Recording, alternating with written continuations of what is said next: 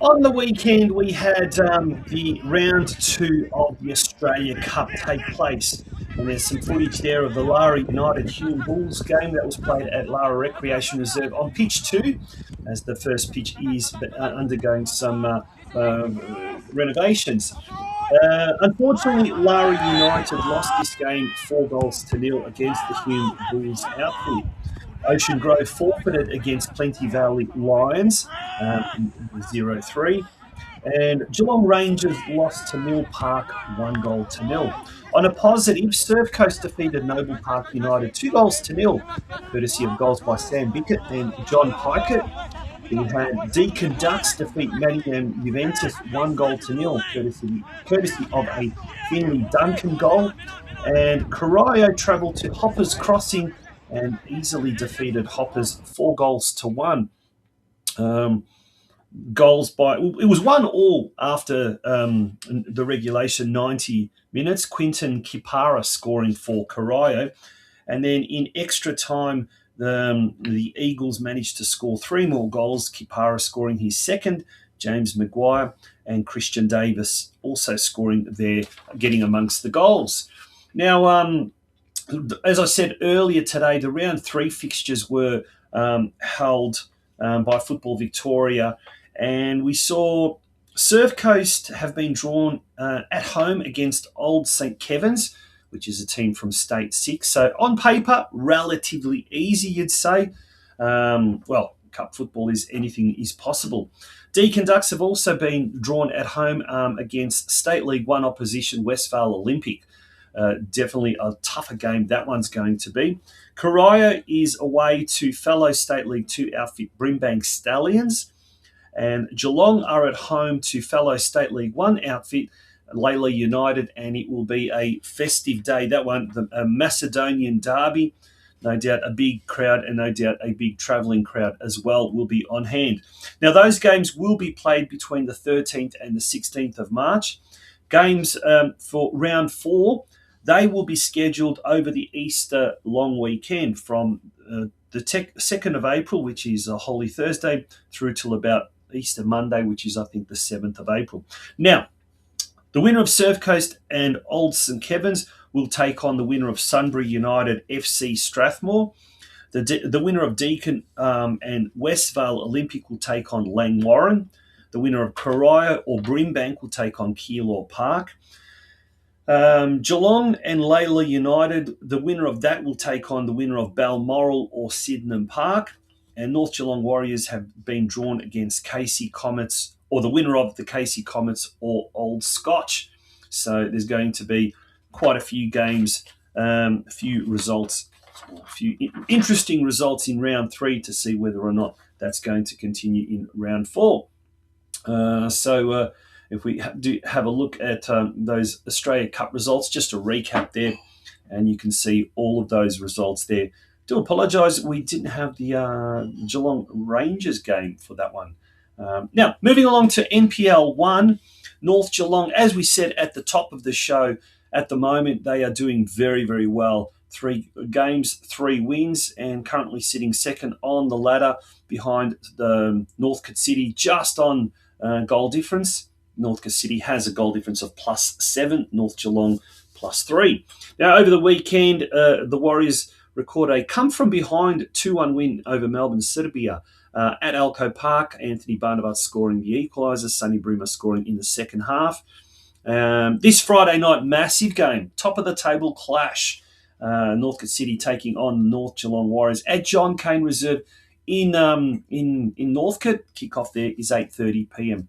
Now, if you've just tuned in, later on tonight we'll be catching up with the coach of the North Geelong Warriors, Stuart Begg, and he's got a lot to talk about what has been happening in the off-season down at Alco Park. This weekend is the start of the Victorian Premier League women's competition. It kicks off on Friday night with Bundoora United and Brunswick Juventus. That'll be followed by Clifton Hill versus Melbourne Uni and Ballarat City versus Bayside Argonauts on Saturday. On Sunday, Banyule City are at home to Southern United. Manningham United Blues are at home to Eltham Redbacks. But for us here in Geelong, what is most interesting for us and what is most relevant for us is Geelong Galaxy United kick off their 2026 campaign against Ringwood City, and that game is up at Myers Reserve at 3 p.m. Speaking of the Galaxy, thank you so much to new President Aaron Petman and the crew at Geelong Galaxy. Geelong Galaxy is one of two clubs, along with Surf Coast FC, who have sponsored, who have committed to an episode sponsorship this year. So on the 16th, in 2 weeks' time, we will have a Geelong Galaxy themed episode. But a big game coming up this weekend, their first home game. In fact, I think they've got something like 3 or 4 home games in a row. Now, in early February, football in Geelong is entering its next chapter. You'll start to see updated branding across the Football Geelong platforms as they align under Football Victoria Geelong as part of a statewide regional structure. Now, what doesn't change? Our role supporting football across the region, which includes local competitions, representative programs, coach education, community development, and the name and visuals are evolving. Our commitment to football in Geelong remains the same. That is the message from Football Geelong. Now, for more information, please visit Football Geelong's website at www.footballgeelong.com. We did mention earlier in the program that this year is a big year with regards to lobbying for lobbying for better facilities. And look, Colac Otway Shire have already put out a expression of interest or submission request for a Colac Otway football soccer facilities draft feasibility studies. So if you do go along to that website there, it's colacotway.vic.gov.au. The draft facility study provides a strategic plan for how football soccer facilities can best be delivered. Now they've identified a preferred hub, which to establish a dedicated soccer hub within the Colac area, which is long overdue. And they're suggesting the former Colac High School would be the ideal place for that. So if you are from Colac, or you are interested, or you play Colac Otway Rovers and you want to see some better facilities, then do get in touch with the Colac Otway Shire via that website. Now, in early February, Football Victoria launched the Level the Playing Field parliamentary petition at Football Victoria's 2026 Club Administrator Conference in Melbourne. It was launched with the full support of the newly created Parliamentary Friends of Football members, State Labor member for Pascoe Vale, Anthony Cianfione, I think I got that right, and the Liberal member for Hawthorn, John Pasuto. Two Italian-sounding names. What could go wrong? On opposing sides of the political spectrum. Well, Football Victoria is calling on the state government to commit new investment and resources to help football in Victoria grow. We know how important this is, and so every single one of you out there need to be active and need to get involved. Whether you're a coach, whether you're a player, whether you're a soccer parent, whatever the case may be, just simply a supporter, we need your voice to be heard. So we are urging you all to jump on and sign the petition now at the following website, www.ftbl.vc/LTPF petition. There's a little short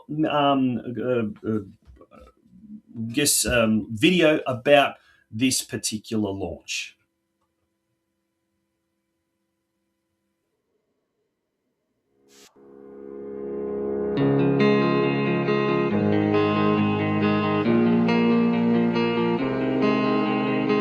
I love the game through and through. I love politics, of course, but I love football just as much. And in my time, and John and I have been talking the other day as well, we're doing everything we can to promote the game through this establishment of the Parliamentary Friends of Football Victoria, because no other sport, honestly, can unite communities, countries and nations like football. We do everything we can to promote it at the grassroots level, and that does depend, not entirely, but it depends substantially on facilities and the sorts of things that will attract young families in particular to bring their kids to your clubs and to other clubs, to keep you strong as local organisations, but also to make sure we've got players coming through the system which can just sort of ensure the health and sustainability of the game.